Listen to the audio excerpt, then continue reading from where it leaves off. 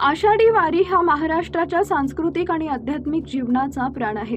दरवर्षी लाखो वारकरी संत ज्ञानेश्वर माऊलींच्या पालखी सोहळ्यात सहभागी होण्यासाठी आळंदीला येतात। इंद्रायणी नदीचा पात्र हे वारकऱ्यांसाठी केवळ एक जलस्रोत नसून ते एक अत्यंत पवित्र तीर्थ आहे। मात्र अलीकडेच आषाढी वारीच्या तोंडावर या पवित्र इंद्रायणी नदीच्या पात्रात घडलेली एक धक्कादायक घटना वारकरी संप्रदायासाठी अत्यंत चिंतेचा विषय ठरली होती। वारीच्या प्रस्थानापूर्वी इंद्रायणीच्या मुख्य घाटावर एक निष्ठावंत वारकरी नेहमीप्रमाणे पहाटे नदीत स्नानासाठी उतरले। नदीच्या पवित्र पाण्यात बुडी मारत असताना त्यांना पाण्यावर तरंगणारा एक पांढरा कापसासारखा पदार्थ दिसला। सुरुवातीला तो पदार्थ एखादा कापसाचा गोळा असावा असं त्यांना वाटले, परंतु जेव्हा त्यांनी त्याला स्पर्श केला तेव्हा तो कापूस नसून एक चिकट, दुर्गंधीयुक्त आणि रासायनिक फेस असल्याचं त्यांच्या लक्षात आले।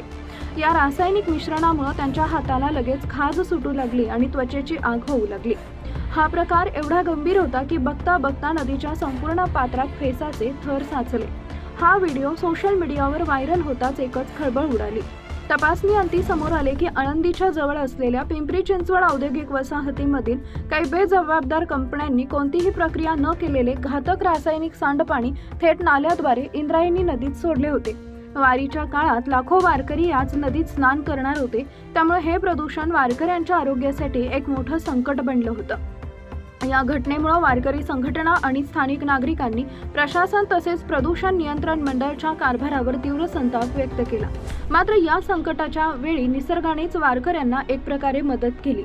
गेल्या 2 दिवसात आळंदी आणि पिंपरी चिंचवडच्या परिसरातील धरण क्षेत्रात मोठ्या प्रमाणात मुसळधार पाऊस झाला।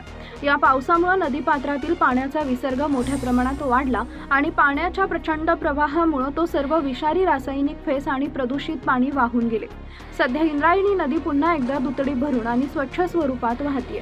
सुरुवातीला निर्माण झालेली भीती आता पूर्णपणे कमी झाली असून वारकरी आता कोणतीही चिंता न करता इंद्रायणीत पवित्र स्नान करून माऊलीच्या पालखी सोहळ्यात आनंदात सहभागी होत आहेत। तरीही औद्योगिक प्रदूषणाचा हा मुद्दा वारंवार उपस्थित होत असल्यानं प्रशासनाने यावर कायमस्वरूपी उपाययोजना करण्याची मागणी वारकऱ्यांकडून जोर धरते आहे।